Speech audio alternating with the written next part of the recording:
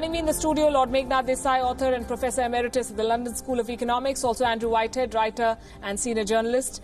And with us from Kolkata this evening is senior journalist Shikha Mukherjee. Good evening and welcome to all of you. Shikha, since you are in West Bengal, the heart of the action, let me begin with you. How close is the fight there between the BJP and the TMC? Actually, the fight is not very close at all. The TMC is way ahead of the BJP at this point in time, for the simple reason that these are 9 constituencies where the BJP has a very, very limited presence, in the sense that at the grassroots level, the BJP's the numbers of BJP representatives in the Panchayati Raj institutions is very low. Also, the fact is that the BJP may have has worked on its appeal to the Hindi-speaking population, which is, of course, the majority of the population in Kolkata city as such. But across the Sundarbans, in the rural and the fringes of this country, of the state, where on earth is the BJP? I've never seen them in any substantial numbers in the Sundarbans area, which is really where a lot of the seats are going to be going for the elections on the 19th of May. Also, if you look at the issues that the BJP has brought up, it is precisely these areas where it's going to have where it's going to create destabilization, it's going to create uncertainty, and it's going to create polarization. So I have a feeling that the BJP may have made a mistake in assessing its popularity by looking at the response it receives in places like Kolkata and its suburban areas, and confusing it with what it is likely to the way in which the population is likely to respond in the far more rural areas which will be going to the polls on the 19th of May. Would you say that the TMC has also made the same mistake vis-a-vis the BJP's popularity? Because Mamata Banerjee appears very desperate with stopping BJP leaders from holding rallies. The kind of action we've seen on the ground shows that she is a leader who feels that her turf is going away from her. Yes, she certainly is trying to make sure that her turf is not invaded by the BJP, and the reason is very simple, that she has an election coming up in 2021, and she does not want the BJP to encroach on what is at this point in time one-party dominated turf. The BJP, Mamata Banerjee is fighting hard to prevent any inch of her territory being taken over by the BJP. Part of the reason is because all regional parties, I think, in India today are face the same kind of fear that the BJP's presence will risk their survival in the long run. And Mamata Banerjee is fighting hardest to protect her own turf. Do you agree with this assessment that the threat is on the level of perception, but at the grassroots level, the TMC is way ahead? Well, I'm very interested in what Shikha's saying, and she is on the spot. But what I do know is that the BJP is convinced that it's on the verge of a breakthrough in West Bengal. It may be wrong, but it believes it's on the verge of a breakthrough. Now, a breakthrough does not mean a BJP sweep of the state, but it means the BJP clearly emerging as the main challenger to Trinamool. In the current Lok Sabha, the BJP just has 2 of the 42 West Bengal but seats. 17% of the vote share, which is significantly higher from its previous record. Yes, but nevertheless it was in 3rd place in 2014. It was actually in 4th place in the Assembly elections 3 years ago. I think there's no doubt it will be up there in the top 2 this time round. And I would expect that there'll be significant gains, but whether significant gains means the BJP moving from 2 to 6 or 8 or 2 to 20, I don't know. Well, 2 to 4 is also 100% gain. So yes, how do you explain that? What is your assessment of how close this fight is? I agree with you that Mamata Banerjee has sensed real danger.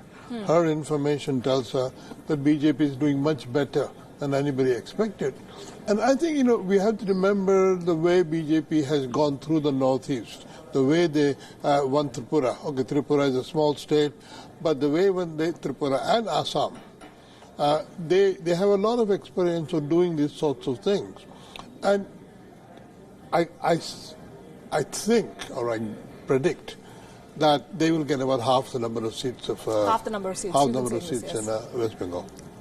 If you look at the campaign, Shikha, who's run a better campaign in West Bengal, and in Mamata Banerjee, has the BJP met its match? Because she's one leader who doesn't shy away from fighting from the trenches, as the top leaders of the BJP also do.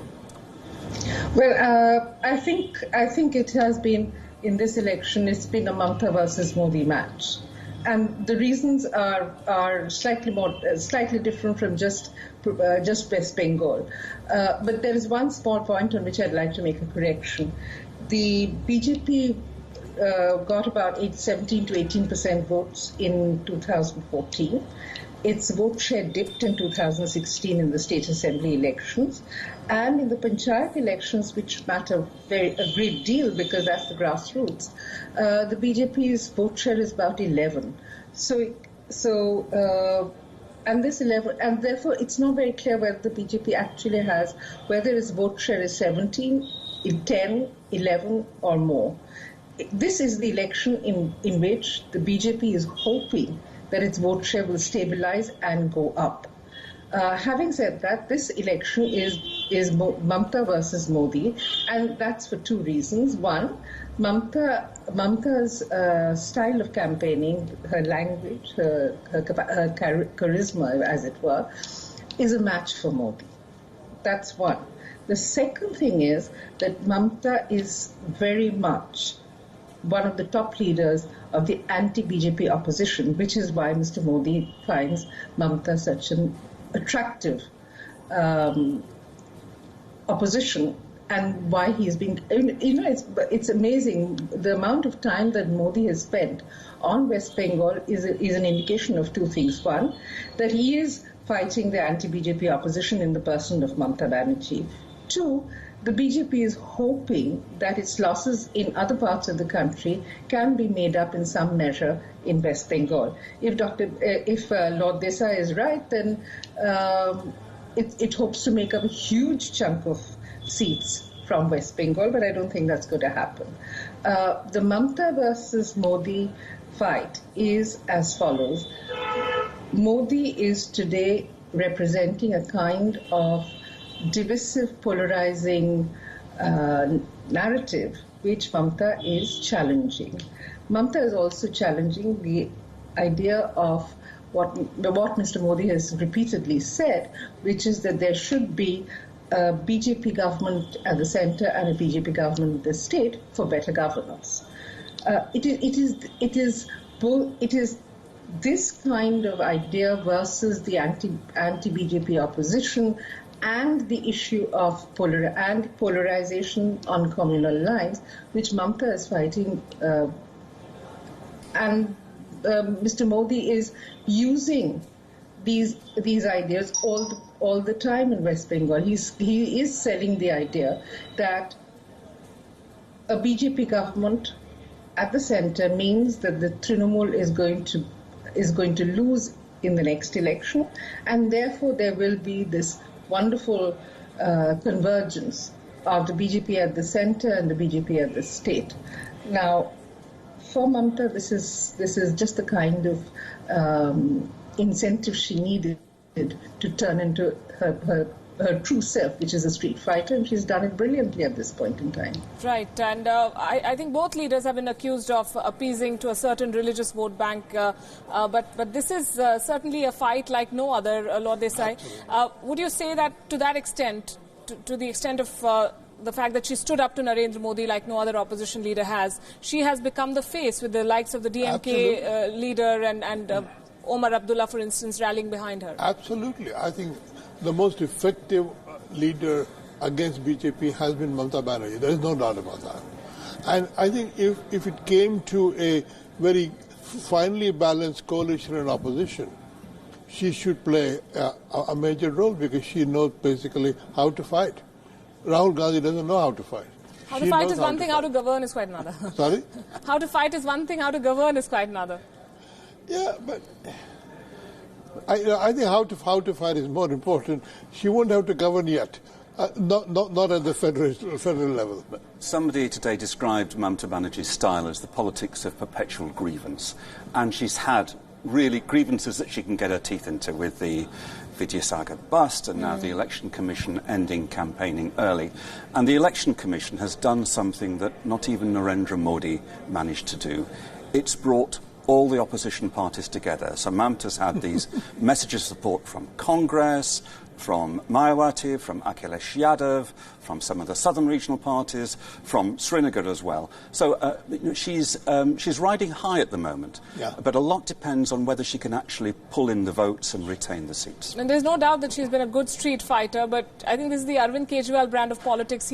He went for a sit-in protest while being the Chief Minister of Delhi. So, well, you are in government. You can't be the one protesting as well. But given the BJP's confidence, and Amit Shah has been saying 23 minimum, he said yesterday, and I'm starting with the minimum because I don't want to sound too confident. What gives them this confidence, and what do you think works for the BJP, if anything at all? I think the fact that there is no other opposition party left, there's a huge gap. And I think the fact that CPM is obviously helping them. But there must be a lot of suppressed anger and dissatisfaction because West Bengal economy has not done very well. You know, Mamata has been trying to get investment from outside. She has not succeeded. And while she has done some good improvement to Kolkata, at least, infrastructure-wise, I don't think West Bengal has improved very much in its relative economic status. So there must be a lot of unhappiness around, and BJP is harnessing that. What works for the BJP? And we've talked about Modi as a polarising figure. Mamata is also a deeply polarising figure. So a lot of people are moving towards the BJP because they're not Mamata. And as Lord Desai said, there are suggestions that some at least of the CPM's local activists are quietly helping the BJP along. But I think the BJP has got the scent on the wind that it's making strides, big strides, in West Bengal. Perhaps also it has been doing in Odisha. We'll only find out, of course, on the 23rd. And it sees this as really important to make up for what inevitably will be some slippage in the Hindi belt.